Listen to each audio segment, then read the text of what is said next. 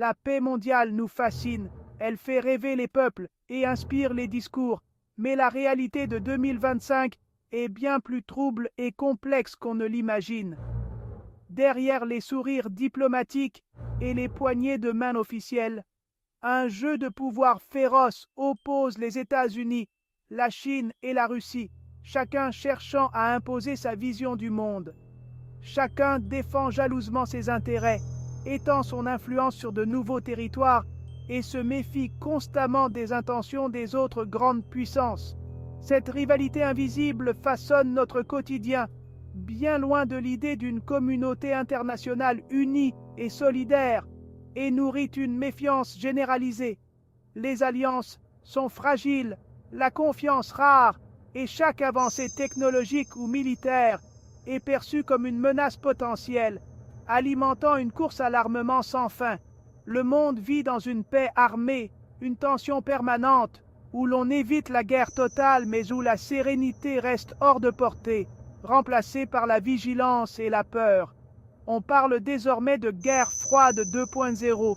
Il ne s'agit plus seulement de lutte idéologique, mais d'une compétition pragmatique et acharnée pour les ressources, la technologie, les normes et l'influence économique. Les lignes de fracture sont mouvantes, les alliances changeantes, et chaque puissance surveille attentivement les deux autres, prête à réagir au moindre signe de faiblesse. Après la chute du mur de Berlin, on rêvait d'une paix durable sous l'égide américaine, croyant à la fin des grandes rivalités. Mais la montée fulgurante de la Chine et le retour affirmé de la Russie sur la scène internationale ont bouleversé l'ordre mondial établi. Aujourd'hui, le monde est dominé par une rivalité à trois têtes, où chaque décision peut avoir des conséquences globales. Comprendre cette dynamique complexe est crucial pour anticiper les défis à venir et imaginer peut-être de nouveaux chemins vers la paix.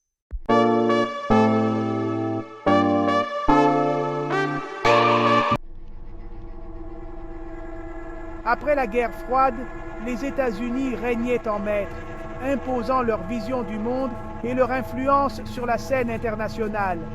Ils imposaient leur agenda via l'OTAN, le FMI ou la Banque mondiale, façonnant les règles du jeu économique et politique mondial.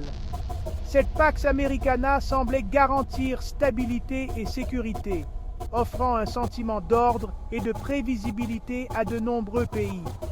Mais les fissures sont apparues avec les guerres en Afghanistan et en Irak, révélant les limites de la puissance militaire américaine et l'usure de son leadership.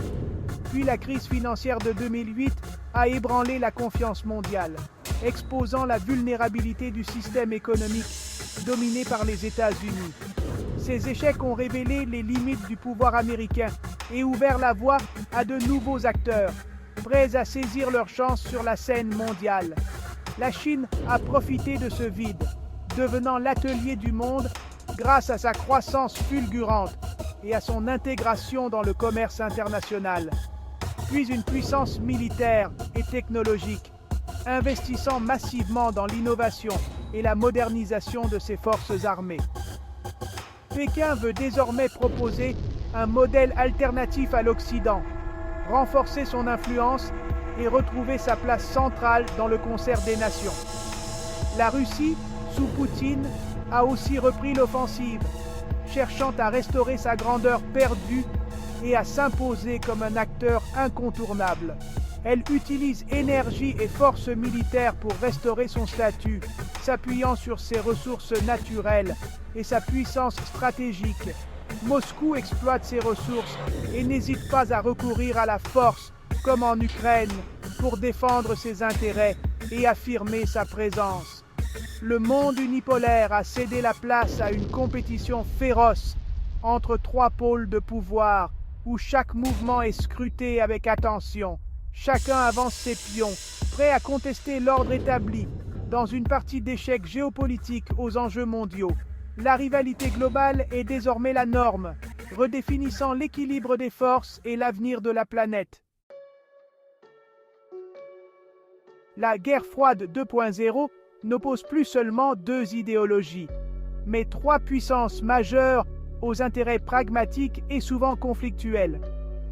La compétition se joue désormais sur 3 terrains principaux: zones d'influence, technologies de pointe et alliances flexibles qui se forment et se déforment. En Afrique, Asie ou Amérique latine, Chine, Russie et États-Unis rivalisent pour signer des contrats lucratifs, construire des infrastructures vitales ou vendre des armes sophistiquées. La technologie est devenue un champ de bataille crucial. 5G, intelligence artificielle, semi-conducteurs et même l'espace sont au cœur des tensions. Les États-Unis freinent la Chine avec des restrictions commerciales. La Chine investit massivement pour l'autosuffisance, tandis que la Russie mise sur la cyberguerre. Les alliances sont désormais fluides et complexes. L'OTAN reste centrale, mais certains membres jouent leur propre jeu stratégique. Chine et Russie coopèrent par intérêt mutuel, mais leur alliance reste fragile et sujette à des tensions. D'autres puissances régionales naviguent habilement entre les blocs, cherchant à maximiser leurs gains et leur influence. Ce jeu géopolitique est plus imprévisible que jamais, avec des enjeux qui évoluent constamment. Les idéologies s'effacent au profit d'un pragmatisme radical.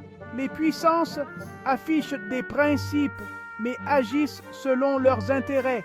Les alliances sont dictées par l'opportunité, comme entre les États-Unis et l'Arabie saoudite, où pétrole et sécurité priment sur la démocratie. La Chine applique une politique de non-ingérence, investissant partout sans conditions politiques, ce qui lui ouvre de nombreux marchés. Même l'alliance sino-russe est une union de circonstances, leurs intérêts divergeant parfois, notamment en Asie centrale. Ce pragmatisme rend les relations internationales instables et imprévisibles. Pour éviter l'affrontement direct, les puissances s'affrontent par conflits interposés. L'Ukraine illustre cette guerre indirecte.